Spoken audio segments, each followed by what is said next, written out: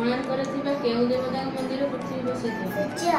ଶ୍ରୀ ଜଗନ୍ନାଥଙ୍କ ମନ୍ଦିର କେଉଁଠାରେ ଅଛି? ପୁରୀ। ଲିଙ୍ଗରାଜ ମନ୍ଦିର କେଉଁଠାରେ ଅବସ୍ଥିତ? ଭୁବନେଶ୍ୱର।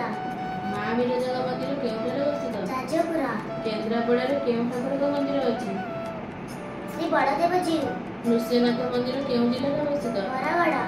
ମାଣିକେଶ୍ୱରୀ ମନ୍ଦିର କେଉଁଠାରେ ଅବସ୍ଥିତ? ଭବାନୀପାଟଣା। ହରିଶଙ୍କର ମନ୍ଦିର କେଉଁ ଜିଲ୍ଲାରେ ଅବସ୍ଥିତ? ବଲାଙ୍ଗୀର। ତାରାତାରିଣୀଙ୍କ ମନ୍ଦିର କେଉଁ ଜିଲ୍ଲାରେ ଅବସ୍ଥିତ? ଗଞ୍ଜାମ। ତାରିଣୀଙ୍କ ମନ୍ଦିର କେଉଁ ଜିଲ୍ଲାରେ ଅବସ୍ଥିତ? କେନ୍ଦୁଝର। କୋଣାର୍କ କେଉଁ ଜିଲ୍ଲାରେ ଅବସ୍ଥିତ? ପୁରୀ ଜିଲ୍ଲାରେ। ମନ୍ଦିର ମାଳିନୀ ନଗରୀ କାହାକୁ କୁହାଯାଏ? ଭୁବନେଶ୍ୱର। ପଞ୍ଚଲିଙ୍ଗେଶ୍ୱର ମନ୍ଦିର କେଉଁ ଜିଲ୍ଲାରେ ଅଛି? ବାଲେଶ୍ୱର।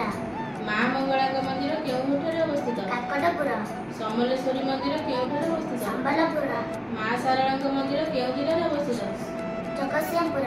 ମା ଚକ୍ଷିଙ୍କ ମନ୍ଦିର କେଉଁଠାରେ ଅବସ୍ଥିତ? ବାଙ୍କୀ। ମା ଭଟ୍ଟାରୀଙ୍କ ମନ୍ଦିର କେଉଁ ଜିଲ୍ଲାରେ ଅବସ୍ଥିତ? କଟକ। କେଉଁ ମନ୍ଦିରକୁ ବ୍ଲାକ୍ ପାଗୋଡା କୁହାଯାଏ? କୋଣାର୍କ। ଘଣ୍ଟେଶ୍ୱରୀ ମନ୍ଦିର କେଉଁଠାରେ ଅବସ୍ଥିତ? ଚିପିଲିମା ସମ୍ବଲପୁର। କ୍ଷୀରଚୋରା ଗୋପୀନାଥ ମନ୍ଦିର କେଉଁଠାରେ ଅବସ୍ଥିତ? ରେମୁଣା ବାଲେଶ୍ୱର।